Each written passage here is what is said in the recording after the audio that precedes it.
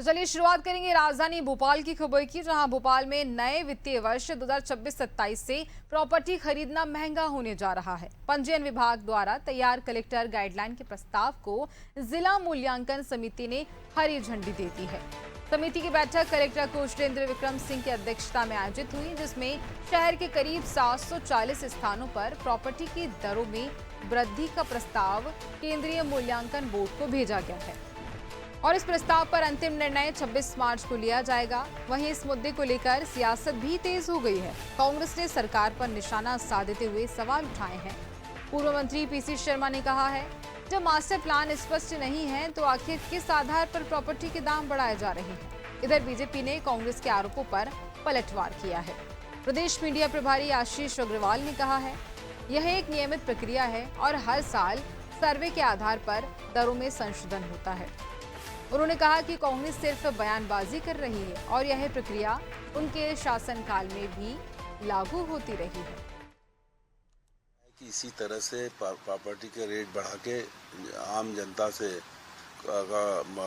खून चूस के पैसा निकालना चाहती है और वो डेफिसिट पूरा करना चाहती है। लेकिन ये छोटा छोटा आशियाना बनाने वाले लोग इतनी अगर प्लॉट में पैसा दे देंगे तो क्या होगा। मास्टर प्लान जो कांग्रेस की कमलनाथ जी की सरकार, जब जयवर्धन सिंह जी इसके विभाग के मंत्री थे, ये कंप्लीट खाका इंदौर और भोपाल का मास्टर प्लान तैयार हो गया था, जिसको अभी तक 5 साल में आप दस्तखत करके निकालना था, वो निकाल पाए। अगर 1 महीने सरकार रह जाती तो ये मास्टर प्लान आ जाते, और मास्टर प्लान के बिना विकास हो कैसे रहा है।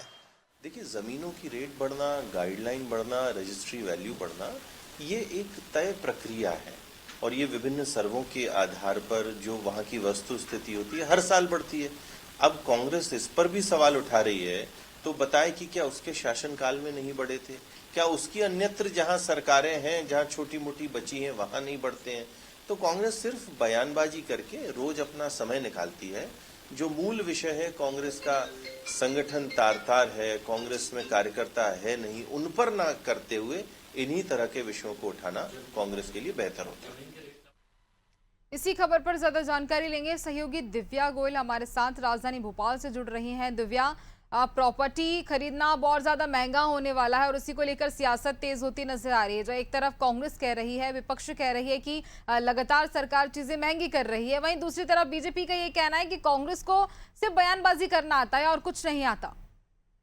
बिल्कुल गुंजन, अब जो एक आम आदमी है उसके लिए अपना घर खरीदना और उससे भी ज्यादा एक जमीन खरीदना उसके लिए बहुत महंगा सपना साबित होने वाला है, क्योंकि जो कलेक्टर गाइडलाइन प्रस्तावित की गई है वो उसकी दर इतनी ज्यादा है कि आने वाले समय में जमीनें काफी महंगी हो जाएगी और वो भी कलेक्टर गाइडलाइन पे हो जाएगी।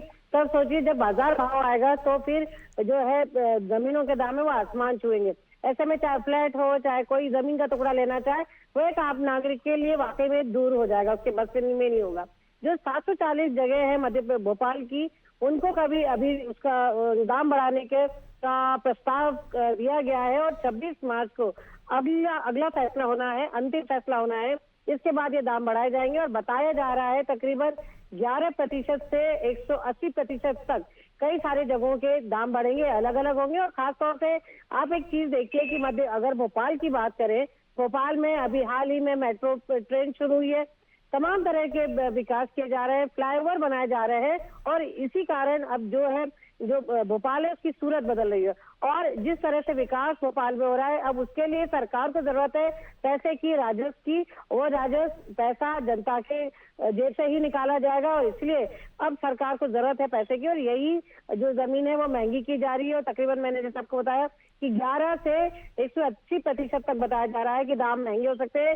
जिसमें लाल घाटी की बात करें, एयरपोर्ट रोड की बात करें, कटारा, तो तमाम ऐसे इलाके जहाँ पे फिलहाल जमीनों के दाम इतने बढ़े हुए नहीं थे, वहां पे प्रस्ताव किया गया है जमीनों के दाम बढ़ाने का। और इस पूरे मामले को लेकर सियासत भी शुरू हो गई है गुंजन। जिस तरह से जो पूर्व मंत्री हैं कांग्रेस के पीसी शर्मा, उन्होंने आरोप लगाया कि अभी तक भोपाल का मास्टर प्लान जारी नहीं हो पाया है और लगातार ये बात कही जा रही कि मास्टर प्लान अभी तक लागू क्यों नहीं हो पाया है।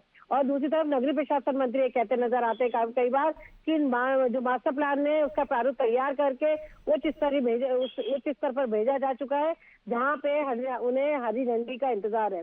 तो जब भोपाल में मास्टर प्लान लागू नहीं हुआ है, ऐसे में किस आधार पर ये दाम बढ़ाए जा रहे हैं, ये कांग्रेस का सवाल है।